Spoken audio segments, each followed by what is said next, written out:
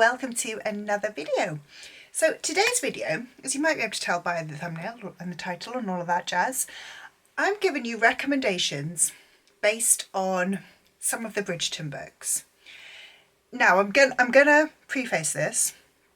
I really enjoy the Bridgerton TV show and I am very, very excited for season 3 to start. I am only recently aware that season 3 actually follows book 4, not book 3. So I had planned this. I haven't read the books. So I had planned this to kind of give you like recommendations based on the book for each season.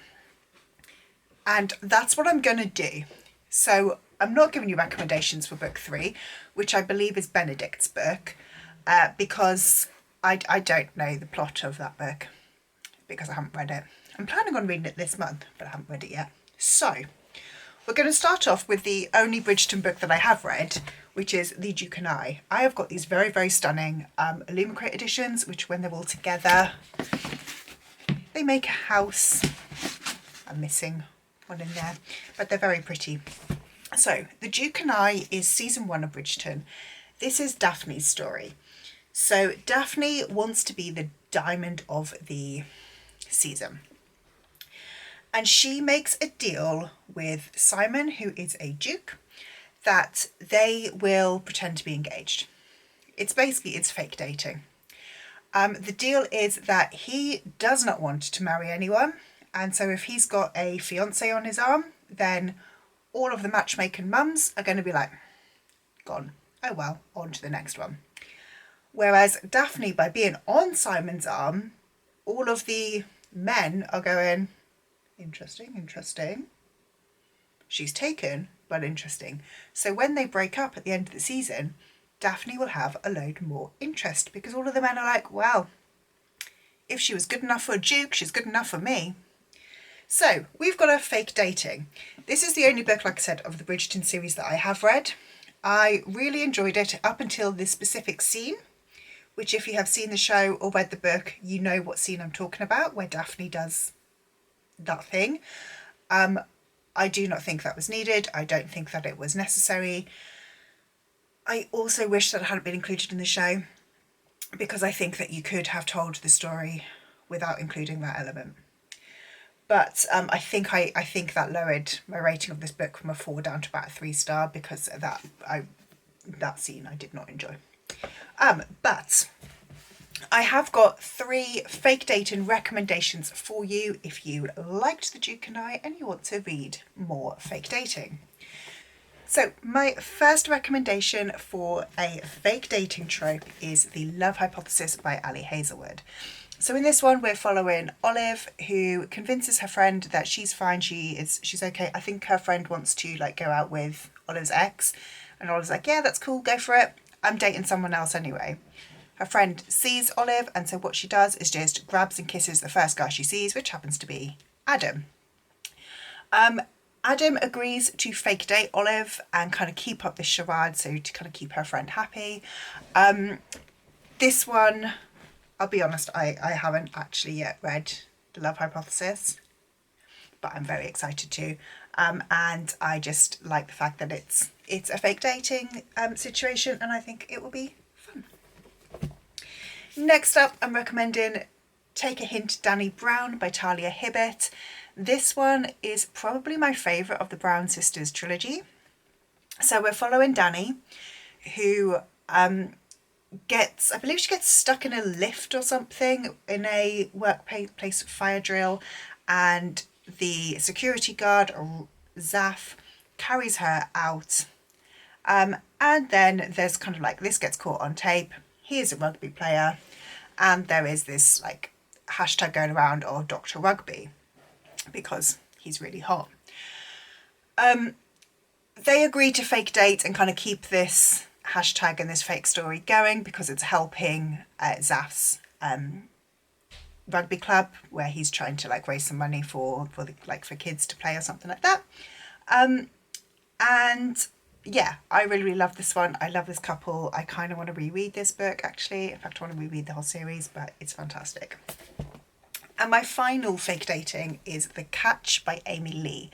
So this one also could fit into the next category that's coming, but I've put it in for fake dating. So in this one we've got Mel, who is an influencer who ends up at this rundown inn in Halifax. It's somewhere in Canada, I think it's Halifax. There she meets Evan, who is a grumpy fisherman, and he ends up taking her out for a whaling trip. He gets injured. She tells everyone at the hospital that she's his fiance so she can go into the room with him. All of his family find this out and think that Evan is engaged. Evan agrees to continue with this charade with Mel, basically to help kind of try and get the family back together, who they've all been arguing and kind of estranged. I really like this one. It's a very cute story and it's a lot of fun. The next book that I'm talking about, we're on to series 2, and the book is The Viscount Who Loved Me. This one is Anthony's story. So we are following Anthony, who is the oldest of the Bridgerton children, and it's kind of time that he got married now. He has a lot of unresolved trauma from watching his dad die, and he's kind of not really looking for a wife that he's going to love. He's just looking for someone that he can get on with and it will be fine. He feels that he just needs to tick that box, married, fine, whatever. I don't need to like this woman. She just needs to be okay. So he falls for this woman who is new to town. However, her elder sister, Kate, is kind of grumpy and kind of stopping them being together. So this one is an enemies to lovers. So Anthony and Kate do not get on. They both really hate the other. And even though Anthony is engaged to Kate's sister, as the story progresses, we realise that Kate is in fact the woman for Anthony, and I love Kate. So the the enemies to lovers recommendations that I have got for you are Unfortunately Yours by Tessa Bailey. This is the sequel to Secretly Yours, and this follows a Napa Valley heiress who agrees to marry this man who she does not like. She cannot stand him. It is a marriage of convenience. So again, it's kind of going to be that enemies to lovers because they can't stand each other. They don't get on, even though they have got married. Kind of similar basically to what Anthony wanted, but they, I'm sure because it's a romance, will end up falling in love. I haven't read this one. So the second book for enemies to lovers I'm recommending is Love Theoretically by Ali Hazelwood. So this one we're following Elsie and Jack. Elsie is a adjunct professor. I don't really know what that is. And Jack is a normal professor. So Elsie on the side works as a hired girlfriend, a fake dater. I would almost say an escort without the sex, but you know, whatever. She's a girlfriend for hire, a fake girlfriend. And she has been fake girlfriending, it's a word, Jack's brother. So Jack has met Elsie and thinks that she's this really sweet little librarian who is his brother's girlfriend. However, she goes for an interview at Jack's university. He's on the interview panel, and there he basically becomes very angry and irritated with Elsie because he assumes she is lying to his brother. She does not like Jack because she thinks that Jack is the sole person who ruined her mentor's life and career. So these two have both got these kind of misconceptions which make them hate the other one. Like all good romances, of course, they're going to get past it. It's all going to be good. But I really enjoyed this one. It was absolutely fantastic. And my final enemies to lovers, I don't believe this is enemies to lovers. I would call this rivals to lovers, but semantics. It is The Hating Game by Sally Thorne. So in this one is set in an office and we follow Lucy and Josh. They both work for rival publishing companies which have been forced to merge. One side, Lucy's side, is all very literary and friendly and kind of cute and cozy. Josh's side is all about the money. They publish anything that will get them a fast buck. So the two sides clash a lot, and Lucy and Josh also clash a lot because they're kind of just against each other the whole time. There is a position that comes up which will put whichever one of them gets the job will be placed above a director, manager, whatever, directly above the other one. So they make an agreement that whoever gets the job, the other one will quit. I really enjoyed this book. I also really enjoyed the film, and yeah, like I said, I wouldn't call this enemies to lovers, because I feel like to be enemies there has to be a reason to dislike each other. I would call this rivals to lovers, but that is me just being a little bit pedantic. And the final book that I'm going to talk about is series 3, which is starting on, I believe, the 16th of May, which I think, if I've got my schedule right, is tomorrow. And it is based on book 4 in the Bridgerton series, which is Romancing Mr. Bridgerton. So this is Colin and Penelope's story. Now, I have not read the book, and obviously I've not watched the series because it's not out yet. But I believe that this one, we know that Colin and Penelope are good friends. They have been friends for many years. And I believe that this is where they get together, and I think that it's a little bit similar to book 2 in that it's a bit of a marriage of convenience, but I'm calling this one Friends to Lovers, because even though I don't know if that's going to be the main trope of the story and of the series and the book, I feel like regardless of what the other meanings around it are, they are friends, they will become lovers, that is therefore Friends to Lovers. So, my recommendations for Friends to Lovers, which is actually one of my favourite tropes. We've got The Love Wager by Lynn Painter. This was one of my top reads of last year. So in this one, we follow Hallie and Jack. They hook up, have a one-night stand, decide it is not meant to be, but they kind of stay in touch. They see each other on the dating app and they're like, nah, match. Don't want to actually date you, but just saying hi, how is it, how are you going? And they agree that they will kind of help each other to date. They also set this bet, this wager, whoever falls in love first wins. So they help each other out, they go on all of these dates are shitty. After every one they go and get tacos, and it's just so adorable and I loved it. They go from being like strangers kind of to lovers to friends. They have a really great close friendship, and which then obviously turns back into lovers, and I really, really enjoyed this one.